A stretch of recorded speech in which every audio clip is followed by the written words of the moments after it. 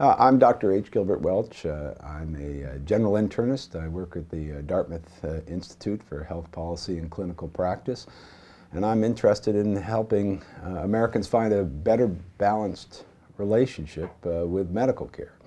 I want to be clear, I'm a conventionally trained physician. I see a lot of value in medical care, particularly for those who are acutely ill and injured. But at the same time, we can get too much medical care. And there's I think a growing consensus, while there's historically been a concern about having too little, we need to have a balance about also having too much medical care. I think as we think about medical care and where it most makes sense and where there are many more issues and where people have to sort of weigh the balances, one thing to start with is, how do you feel? If you feel sick and you feel ill, that's the time to consider medical care. That's where I think we can help people the most. But if you are well, I think you need to have a much higher threshold and ask yourself, what are you really trying to do? And unfortunately, there are a lot of forces at work now that are sort of expanding medical care into well people. And one of the unfortunate realities is it's hard for us to make a well person feel better. But it isn't that hard for us to make them feel worse. So you have to be very cautious about this, what I might call anticipatory medicine. You feel well, but something might go wrong in the future. Yeah, something might go wrong in the future, but it's awful hard for us to know exactly what that is, and all of our interventions have some harm. So I think this is where a lot of caution is called for, and a lot of the effort to find early forms of disease or to lower, quote, risk factors for disease fall in that category. The people who might want to consider those interventions to reduce risk or look for early forms of disease are those at the highest risk of disease. And I don't mean 20, 30, 40% higher. I mean multiples higher, 5-fold, 10-fold higher. They're the people, like people with really high blood pressure, where I think anticipatory intervention makes sense.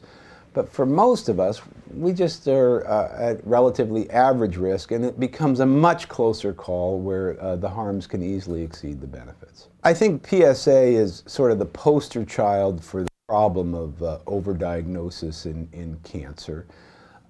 My belief is PSA probably does help a few men avoid a prostate cancer death. It leads so many others to be treated for a disease that was never going to bother them.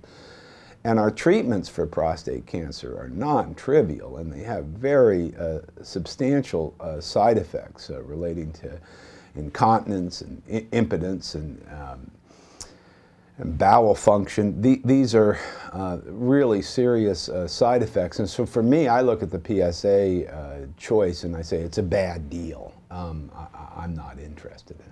Yeah, mammography, first let me just say breast cancer is a really important disease. It's arguably the most important cancer for a non-smoking woman to think about. And let me also say there's a lot of good news in breast cancer. Breast cancer mortality is falling, and that's a good thing. That's unambiguously a good thing. Why it's falling is a little bit more contentious of an issue, but no one disagrees that the treatments have really improved. The advent of hormonal therapy, recognizing a lot of cancer of breast cancer is a hormonal disease, has been a huge step forward. The real question is what the value of screening mammography is, and that's been the subject of incredible debate. I think it probably has a very small effect, but the reality is it has a huge side effect. It leads to all sorts of anxiety, all sorts of additional procedures, and it leads a substantial number of women to be told they have breast cancer when in fact it is an abnormality that was never going to bother them in their lifetime. So the problem of overdiagnosis very much exists in breast cancer screening. And this is why I feel it's very much a choice, not a public health imperative. We've been treating it as if it's something every woman must do. That's not true. I happen to think medical care ought to involve some care and some human interaction. And that's the legacy of medicine. It's a very important part of medicine, and I think ironically we've been distracted from caring for the sick with this increasing push to engage in the well. And the way we engage in the well is to medicalize them, look for early forms of disease, start medications, and so forth. And I think more and more people are recognizing the limits to that process, the distracting elements of that process, the fact that we can create problems as much as we can solve them in people who are well. There's a whole interest in testing the well and doing things for the well because it's such a huge market. And I think that is a very concerning aspect that can lead literally all of us to be labeled as somehow abnormal or somehow needing some intervention. I'm happy to say I think a lot of people are worried about this problem now, and that's good news. And I think within the medical profession there is some stepping back, and we see now that the effort to lower blood pressure, all of a sudden the thresholds are higher than they used to be. You know, early in my career they just drop, treat more and more and more. Now they're coming back up. We're seeing the same thing in diabetes. We're seeing a really vigorous debate about the question of what makes sense in terms of early cancer detection. We're seeing some, we're seeing some pretty profound examples of just how wrong things can go, and for me the poster child is South Korea, which has experienced a 15-fold increase in their rate of thyroid cancer detection, and now it is the most common cancer in Korea, more common than lung cancer, more common than stomach cancer, more common than colon cancer, more common than breast cancer. All those thyroids are coming out. And that's all because of ultrasound screening of the thyroid.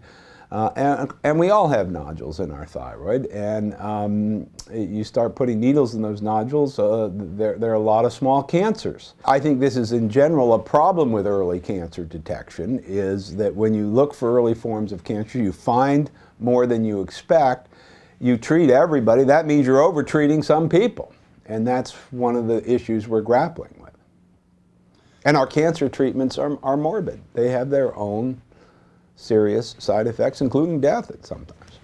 You know, it's rarely, but just because it's rare doesn't mean it doesn't happen. I think we're beginning to recognize that abnormality is part of the human body, that we have to have a different view of cancer, that it's, our view is evolving. Not all cancers are the same. And a strategy for looking for small early lesions can create as many problems as it solves.